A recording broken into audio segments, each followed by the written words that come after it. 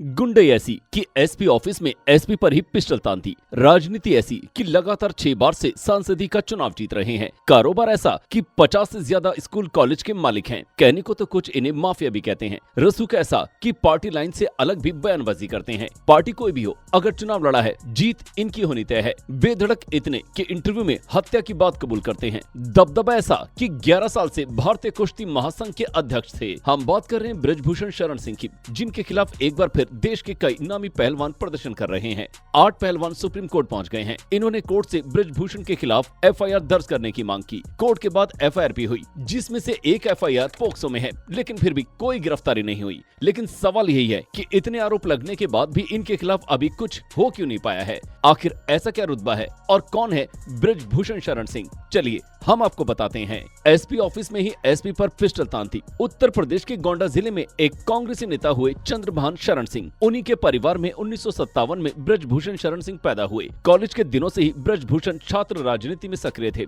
70 के दशक में के.एस. साकेत महाविद्यालय अयोध्या में महामंत्री बने, यानी छात्र राजनीति में बड़ा मकाम हासिल कर लिया। और बताने वाले ये भी बताते हैं कि छात्र राजनीति के दौरान ही कॉलेज के किसी मामले में उन्होंने हैंड ग्रेनेड चला दिया था, जिसके बाद उनका नाम उछला और फिर राजनीति में वो सक्रिय होते चले गए। 1987 की बात है। जिले के गन्ना डायरेक्टरी के चुनाव में बृजभूषण ने भी पर्चा भर दिया। बृजभूषण को एसपी ने बुलाया और उन्हें गाली देते हुए नामांकन वापस लेने की धमकी दी। बृजभूषण एक इंटरव्यू में बताते हैं, मैंने एसपी पर पिस्टल तान थी और उसे 200 गालियां थी। इसके बाद मैंने अपनी बाइक उठाई और वहां से निकल गया। बाबरी मस्जिद गिराने के लिए फावड़ा और बेलचा दिया। बाबरी मस्जिद विध्वंस मामले में लाल कृष्ण आडवाणी, कल्याण सिंह, मुरली मनोहर जोशी समेत जो 40 लोग आरोपी बनाए गए, उनमें बृजभूषण शरण सिंह भी थे। एक इंटरव्यू में बृजभूषण बताते हैं, जब कार सेवकों ने बाबरी मस्जिद पर हमला किया तो किसी के पास कोई हथियार नहीं था। वहां पास में कृष्णा गोयल का काम चल रहा था। हमने स्टोर रूम तोड़ा और कार सेवकों तक गेती फरुआ पहुंचाया। हमने गिराया नहीं, लेकिन रात 10 बजे तक हम वहीं थे।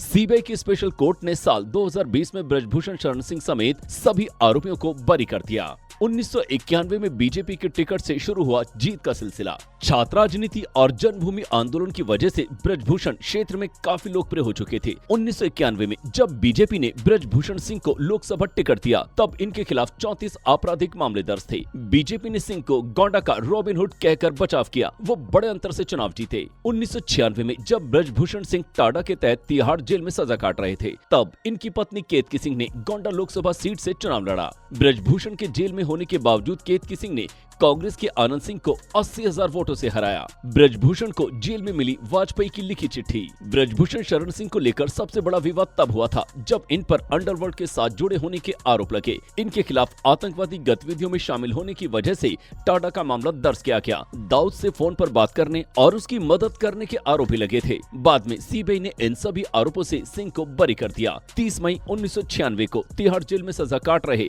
बृजभूषण सिंह को प्रधानमंत्री अटल बिहारी वाजपेयी की चिट्ठी मिली। इसमें उन्होंने लिखा था कि आप बहादुर हैं, सावरकर जी को याद करिए, उन्हें उम्र कैद की सजा मिली थी। मायावती और संघ के बड़े नेता से ले लिया पंगा।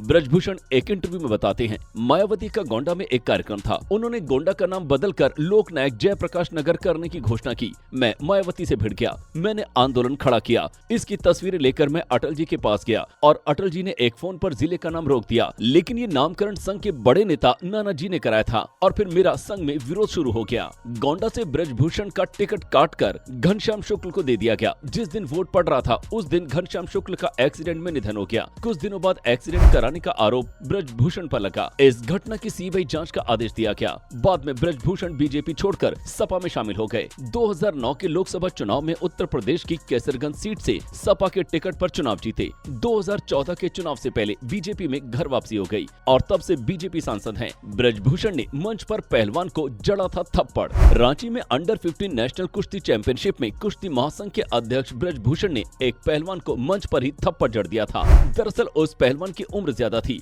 वो बृजभूषण के कॉलेज के नाम पर प्रतियोगिता में शामिल होना चाहता था। वहाँ बृजभूषण बैठे थे और उन्होंने पहलवान पर हाथ छोड़ दिया। इंटरव्यू में खुद कबूली एक हत्या करने की बात। यूपी में 2022 विधानसभा चुनाव से पहले भाजपा सांसद बृजभूषण शरण का एक इंटरव्यू खूब वायरल हुआ। इसमें उन्होंने खुद एक हत्या की बात कबूली। कहा, मेरे जीवन में एक हत्या मुझसे हुई है। लोग चाहे कुछ भी कहें, रविंद्र को जिस आदमी ने मारा था, उसकी पीठ पर राइफल से मैंने गोली मारी थी।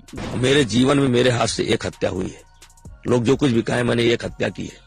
रविंदर को जिस आदमी ने मारा है, मैंने हाथ छुड़ा करके और उसको तुरंत राइफल से उसके पीठ पर रख करके मार दिया। दरअसल ये मामला 1983 का है। रविंद्र सिंह, अवधेश सिंह और ब्रजभूषण तीनों दोस्त थे। ये खनन के ठेके लेते थे। तीनों दोस्त एक जगह गए तो वहाँ पर विवाद हो गया। वहाँ उनके दोस्त को किसी ने गोली मार दी। इसके बाद ब्रजभूषण ने हमला करने वाले को गोली मार दी। बताया जाता है कि इस मामले में कोर्ट ने उनको बरी कर दिया। 50 से ज्यादा स्कूल कॉलेजों के मालिक। चुनावी हलफनामे के मुताबिक ब्रजभूषण सिंह के पास करीब 10 करोड़ रुपए की चल अचल संपत्ति है। वहीं उनकी पत्नी के पास करीब 6 करोड़ रुपए की संपत्ति है। उनके पास स्कॉर्पियो, फोर्ड और फॉर्च्यूनर जैसी कई गाड़ियां हैं। बताने वाले बताते हैं कि इस सरकारी डेटा से इतर ब्रजभूषण सिंह इलाके के करीब 50 से ज्यादा स्कूल कॉलेजों के मालिक हैं। अलग अलग सेक्टर में वो ठेकेदारी का काम भी करते हैं। वो हेलीकॉप्टर और घोड़ों की सवारी के लिए भी मशहूर हैं। सांसद ब्रजभूषण के खिलाफ रेसलर्स के आरोप। विनेश फोगाट ने कहा, आप सभी को नमस्कार। जैसे कि आप सब जानते हैं, 3 महीने पहले हमने रेसलिंग फेडरेशन के अध्यक्ष ब्रजभूषण शरण सिंह के खिलाफ आवाज उठाई थी। हमारे साथ में कुछ राजनीति हुई है। सरकार ने एक कमेटी बनाई थी। 4 हफ्ते का समय मांगा था। 3 महीने हो गए हमें इंतजार करते हुए। हमारे साथ आज भी न्याय नहीं हुआ है। उन्होंने कहा, 2 दिन पहले हम पुलिस स्टेशन गए थे, जहां 7 लड़कियों ने ब्रजभूषण के खिलाफ कार्रवाई करने की शिकायत दी है।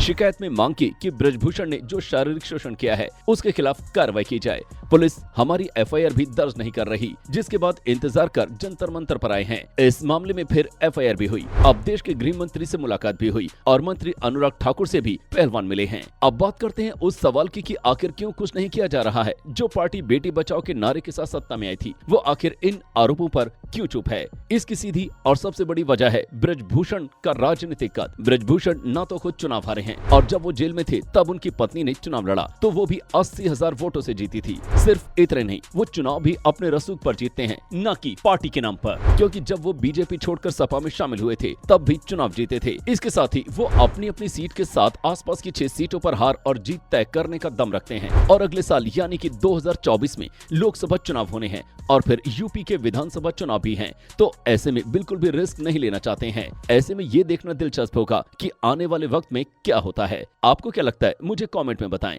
वीडियो अगर पसंद आई हो तो इसे लाइक और शेयर करें और चैनल को सब्सक्राइब करना ना भूलें।